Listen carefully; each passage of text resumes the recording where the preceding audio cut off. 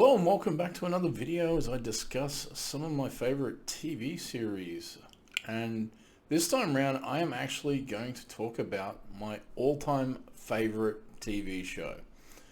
And this one goes back to the late 70s, early 80s, which I used to watch as a child, and it was a staple every Saturday night in my house growing up. So join me as I talk about The Professionals.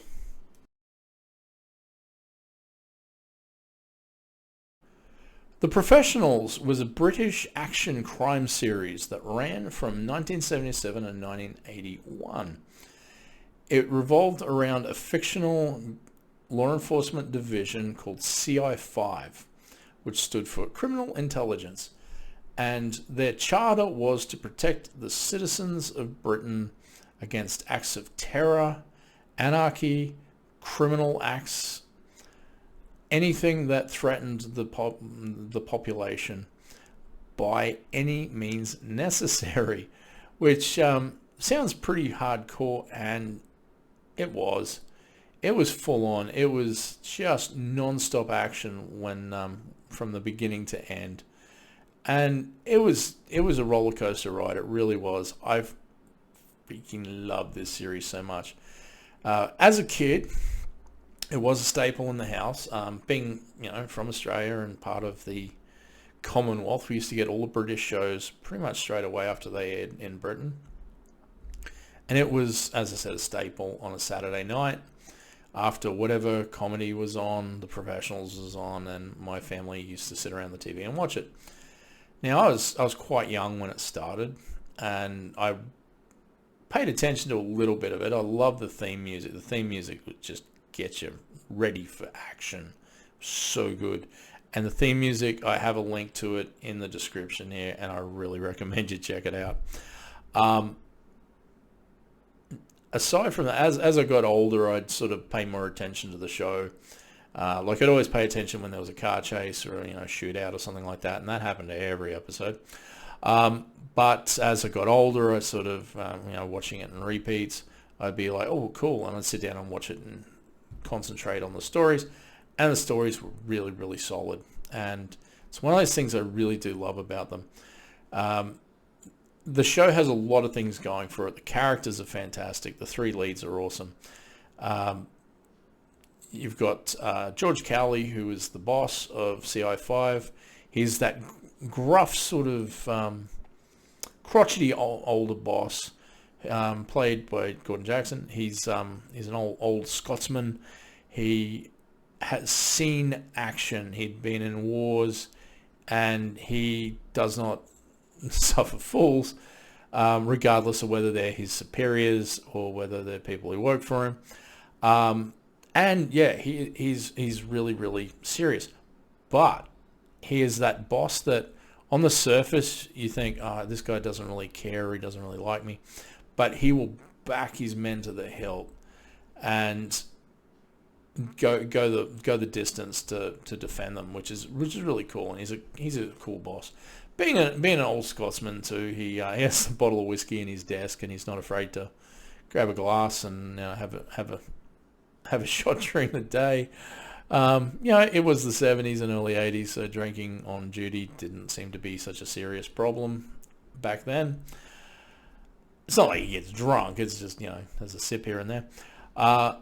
His two main operatives are Bodie and Doyle, and Doyle is a former police officer. He was a detective constable in the British Met. He thinks like a cop, he acts like a cop. He generally he's not a shoot first and ask questions later, but if you threaten or draw on him, he will shoot you. But he has that sort of civil sort of nature about him. He's really, really good at his job, and being a former detective, he is a proper investigator. His partner Doyle is as far opposite as him. Not as like he's professional at what he does, hence The Professionals, but Bodie was a former SAS soldier who also worked as a mercenary in the Congo. So he is quite, as I said, quite on the opposite end of the spectrum, but he is incredibly highly trained and not someone you do want to get into a fight with, or into either hand to hand or with weapons, because he will kill you. Now, having a duo like that sounds like it's, water and oil, but they actually get on really, really well, and they are exceptionally good together in the show. The two lead actors just have really great chemistry, and you do believe that they, outside of the job, are friends, and they do show that all the time. Like, these guys hang out together. They, go to the pub. They pick up women all the time. It's and that's the funny thing about the show. It's like high speed chases, gunfights, drinks down at the pub, picking up the ladies. It's like every episode has got that in it, as well as a serious case of criminal activity, or as I said, terrorism or assassination attempts or things like that. There's always something serious going on, and it's just, every episode just seems to be epic for it, and it was just a fun ride. As I got went from being a child to an adult, when I saw an episode of that show, though, as soon as I realized it was The Professionals, I just sit down and watch it. It's for me, it's a show that I think the term nowadays is called remote drop. Like, if you're channel surfing and you go, oh, that's on, and you just watch it till the end. That's what that show became for me as well. Freely admit that I do have the rose-colored glasses of my childhood to thank for that. But I still stand by this show mainly for not just the concepts and things like that, but the fact is that the stories are rock solid. And like, you can look at it and go, well, this is the late 70s, early 80s. How good can the stories be? And it's like, they are really good. I guarantee that a lot of these stories you could take, pull out of that, throw it into 2025 in whatever action cop show exists now. I don't know if there are any anymore, but if we made one, update the clothing, update the vehicles, update the, stuff like that, and it'll still work.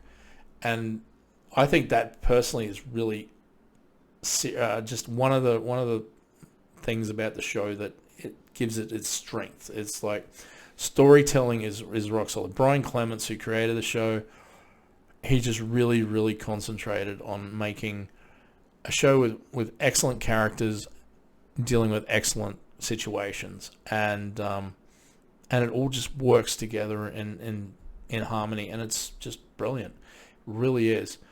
I'll go into just a couple of plots for a couple of episodes, like, to show some of the differences. Like, there's an episode early on in season 1 where an assassin comes to Britain to shoot a foreign dignitary on British soil, which can't happen because then Britain looks bad. The guy, I kid you not, though, the guy looks like Bruce Lee, but he's got the big glasses and the sideburns and all that, and the hair and all that. He really looks like Bruce Lee.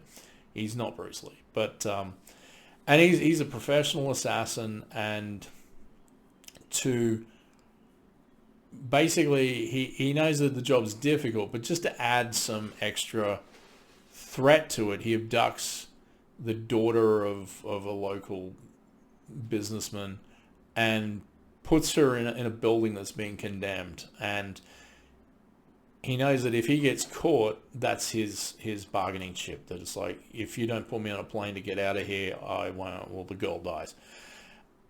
So it actually comes down to the wire, and it's really just, it's one of those shows, like, it's just tense all the way through, because there's a clock on it, and regardless of whether the Bodhi and Doyle actually succeed in stopping the assassination, are they willing to give this guy a free pass to save the girl's life?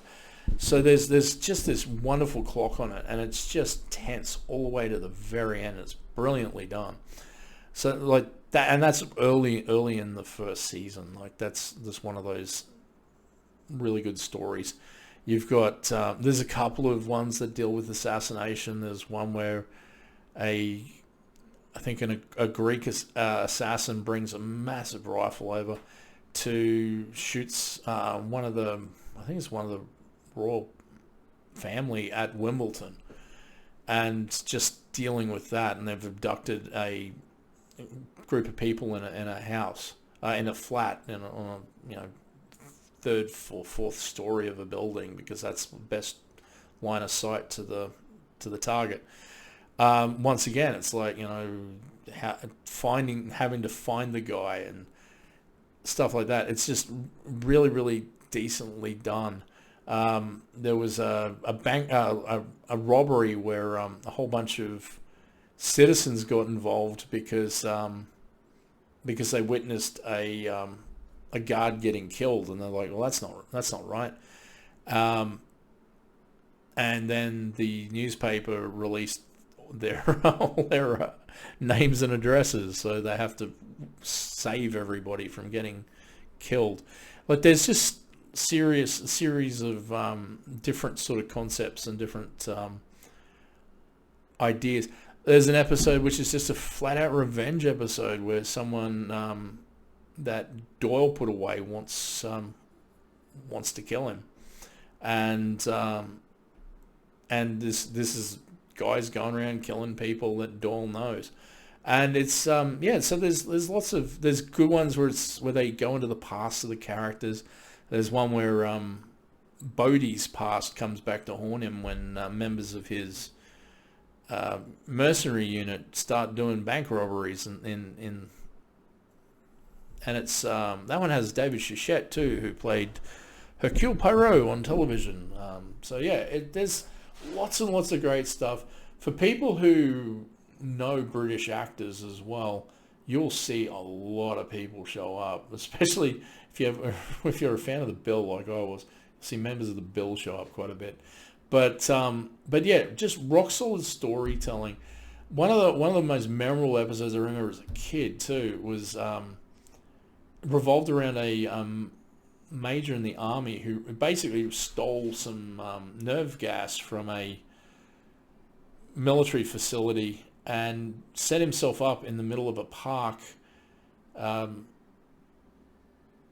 his demand was basically like, I want you to play the national anthem on the hour, every hour, because the country is just basically forgotten. And he just stands with this canister above his head with attached to basically a framework. So if he drops it, it'll pull a pin out of a grenade and blow it up. And yeah, he has got mirrors on him so he can see behind him, and it's like, can they stop this guy, or do they have to bow to his will? There's just lots and lots of really solid episodes here and there. It's one of those shows that, as I said, there's just, you don't know what it's going to be, but you're going to know that it's going to involve a car chase, a shootout, most likely some fisticuffs, and them at the end of the day going, haha, having a drink, going, we did really well today. But even with those sorts of tropes, it just is just a rock solid show, and it's one of those things that it's one of those shows that I don't think a lot of people are going to know about unless you're ancient like me. But yeah, it's one of those I don't get to talk about very often, mainly because of its age, and it's not probably as well known. Well, definitely not with younger people, that's for sure. But I do recommend people maybe check it out. Check out a few episodes here and there, because it even though it's a sign of its time, And I'm sure people will watch it and go, look at the hair, look at the clothing, look at the size of their lapels, look at this and that. Look at the silly, listen to the silly incidental music they're playing on the radio in the car because they can't afford to, pay for the Beatles or something. Which is, that's silly. The BBC own that. But, regardless of that, I think it's more of a reason just to make it a little bit more timeless. But anyway, I do believe that, if you watch the episode, some of these episodes, and just think of this, look at the story that was told, I think, it is one of those ones that you will look at and go, this story still works now. It's just, it's like 40 something years old. So it's just one of, as I said, it's one of those shows that, yes, I am looking at it from, as I said, through rose-colored glasses from my childhood, but it never went away. That's the thing about it. Like there's lots of shows that I love from my childhood, and some of them I'll get around to talking about at some point. But this show I always put at the tippy top of my lists, and it's just, as I said, personal preferences, sure, but it's a mixture of everything that the show had going for it, like the cast and the action and the stories. But mixed in with that, it was the fact that it was a family event every Saturday night, and we all enjoyed it. And when I say family, my grandparents also watched it. It was like my grandparents, my mum, my uncle, and me. We're just professionals. It's on, and it was such a shift from what was on before it, because, as I said, it was some comedy on before it, and it would be either some British comedy like On the Buses or To the Manor Born or Open All Hours. And I know for a lot of people, I'm probably just speaking just in tongues, but yeah, believe me, it does make sense. But yeah, it's just one of those shows that I can still watch, and I don't do it often, but I can just grab the DVD and put one in and just watch a random episode and still enjoy it. And I love the fact that it's just one of those shows that it's like an old faithful show that I can just go, I'm just in the mood to watch something from that period that involves, some action where bad guys are punished and the good guys win, and I feel good at the end of it. So yes, for me, The Professionals is, as I said, the tippy top of my favorite TV shows of all time list.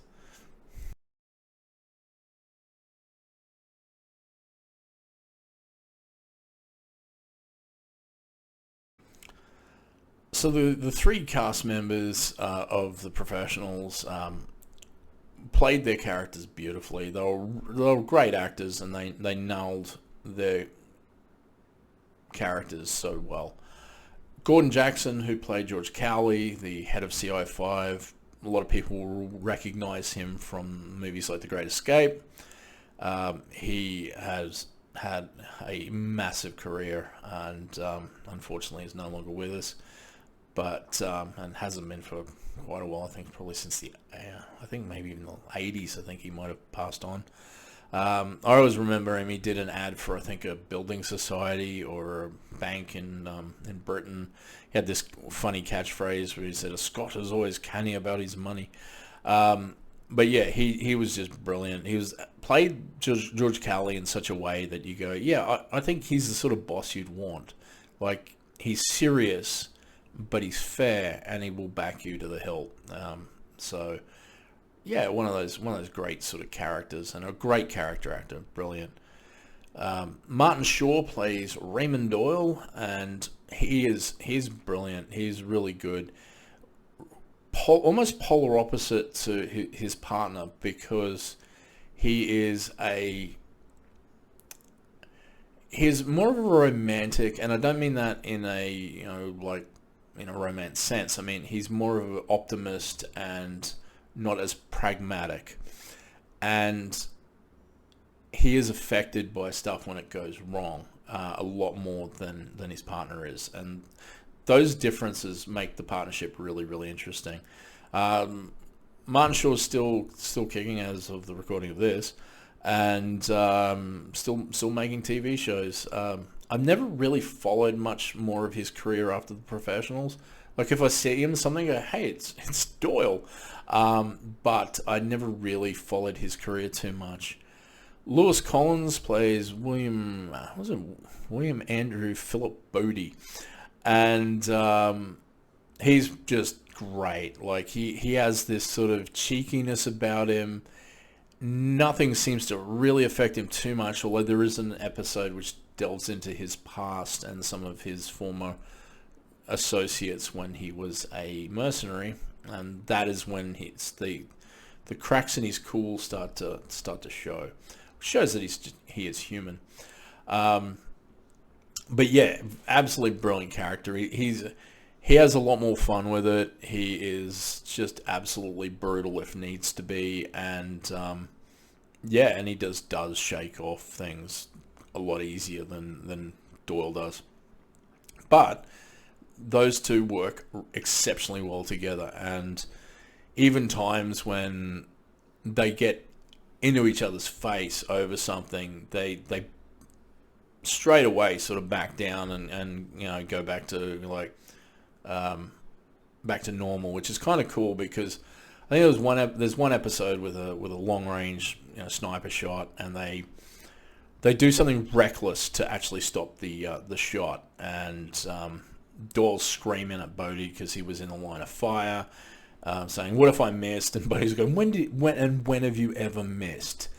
And they sort of like, yeah, but it was reckless, and they both agree on it, and then sort of just go, well, let's go get a drink. Very, very stiff upper lip Brits, but yeah, absolutely great. Lewis Collins starred in a few other things that I love. One is a movie called Who Dares Wins, which is about the British SAS, which is frigging fantastic. It's also got Edward Woodward in it from The Equalizer, for those who remember The Equalizer in the mid-'80s, or Callum if you are from the United Kingdom and remember Callum from the I think the late 60s, early 70s. Absolutely great stuff. Edward Wood's got nothing to do with The Professionals, but Who Dares Wins is great. Lewis Collins, and he was also in the Jack the Ripper miniseries, which came out in about 1988, I believe, and has Michael Caine, and it is fantastic. For those who really don't like the movie of From Hell, because it's terribly adapted from the actual Alan Moore comic, watch that, because it is as close as you're going to get to From Hell as with the Jack the Ripper sort of story. And at the time, this was, I think, around the 100th anniversary, they were using whatever evidence they had collected to come up with who they thought might have been Jack the Ripper. By now, it is well and truly been debunked, but it's still a great tale, and Lewis Collins is brilliant in it. So yeah, those three gents who played the leads of The Professionals are absolutely brilliant, and nailed their characters perfectly.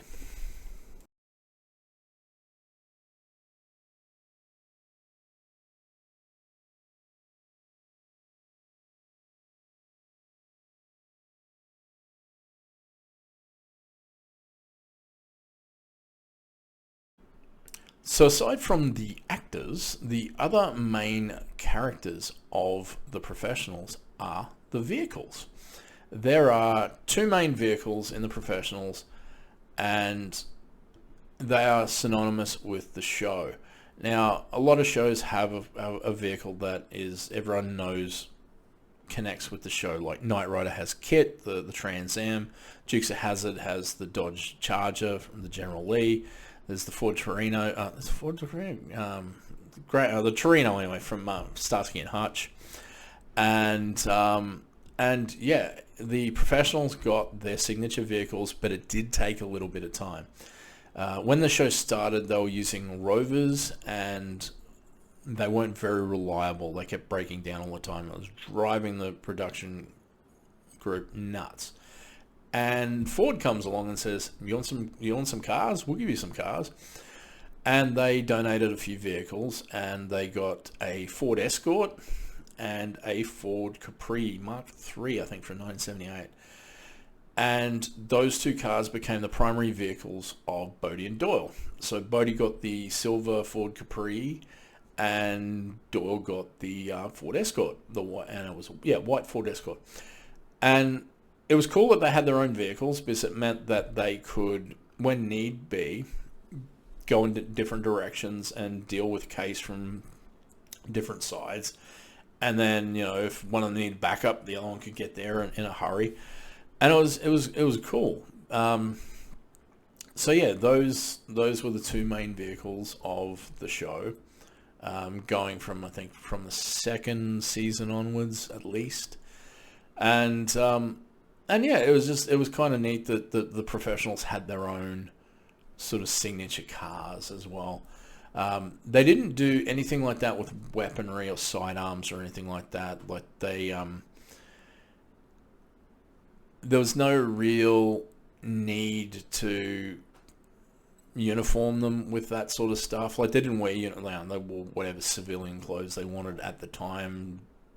Bodie wore a lot of leather jackets and stuff like that. So yeah, there'll be times where Ray Doyle will be using a revolver, or he'd use a Luger.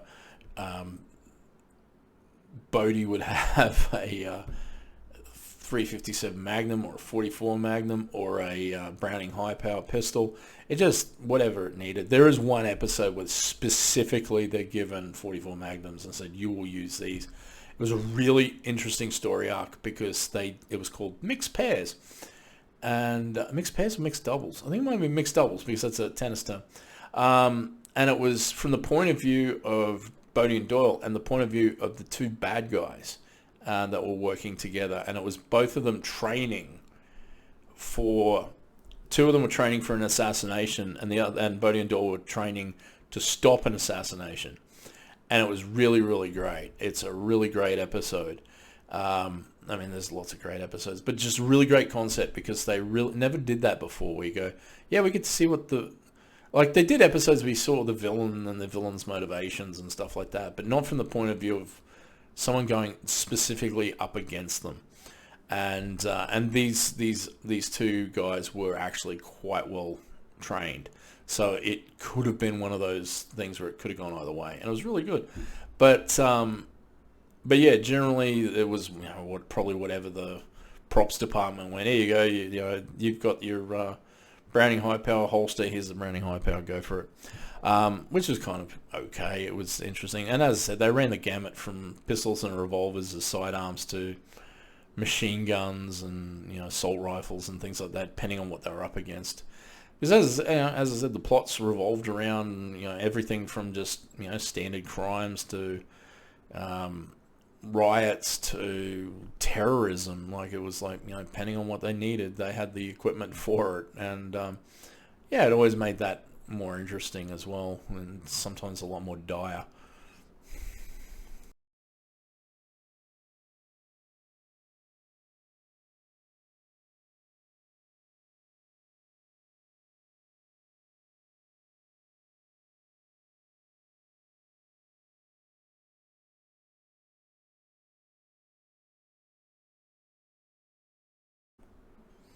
So, CI5, The Professionals, Bodie, Doyle, Cowley. Have you seen this show? Do you remember this show? Are you old like me and remember this television show? Regardless of whether you're from the UK or even Australia or not, if you are from the States, have you ever heard of it? Am I just speaking gibberish? But if you have, in the comments, please let me know about it. When you remember seeing it, how often you watched it, whether it was like a consistent sort of, weekly event like it was for me and my household growing up. And yeah, do you remember certain episodes? And if you remember key episodes, talk about down the chat. Go, hey, I remember this episode where it was, blah is happening and blah, and I'll probably remember the title for it.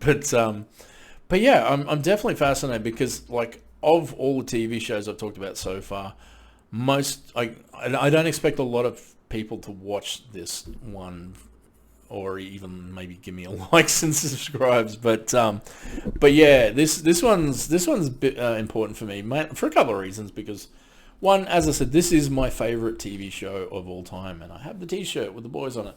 But also, I'm ending in this week of this. I am ending my 40s and heading into my 50s. So it's kind of like, a bit of nostalgia for me as well as I go. Well, I'm really old now. So yeah. As I said, I'm not expecting a whole bunch of people to go, oh yeah, The Professional, sure. But aside from that, are you interested in them though? Have I rambled enough and actually got you interested in a TV show from the late 70s, early 80s of a fictional law enforcement division in Britain using gunfights and high-speed chases and hard drinking and dating the ladies at the end of the working day, because yeah, that was everything that you got. Every episode was with Bodie and Doyle. But yeah, definitely if you know of it, and if not, I believe it is probably somewhere on streaming. I really should have looked into that, but I didn't. Sorry, I apologize. But yeah, I think there are episodes on YouTube though that you can actually watch. The other thing that's good about it is that there's no real continuity other than the vehicles they're driving. Like if they're driving the Capri and the Escort, then you're definitely in season 2 onwards. But sometimes the hair's changed. Like Doyle's hair gets really buffy and shorter and that, and Bodie's stays pretty much short back and sides. But yeah, as I said in the chat, if you remember The Professionals, if you're ancient like me, you go, yeah, I remember The Professionals. I remember this episode and this episode and this stuff, and if not, hopefully you'll give it a go. As I said, remember, it is a product of its time, so don't judge it too harshly by sort of violence and sexism and probably a bit of light racism in there. There is one episode called Klansman that I do not recommend anybody watch. Even it's hard to sit through. It really is. It's absolutely horrible. And it was only shown once on television because of it. Like even back in 1978 or whenever it was, they went, wow, yeah, we can't ever show this again. It's and this is the time when shows like Love Thy Neighbor came on, which was just full of racism. But regardless of that, just avoid the show episode Klansman.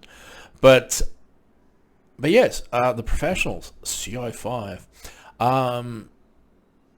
As I said, my favorite show of all time. I still love it. I don't watch it as often as I used to, but I do every now and then dust it off and go, I'm just going to watch a few random episodes.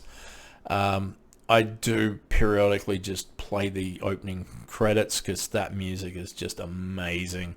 And yeah, and hopefully, as I said, it's in the description, the opening credits.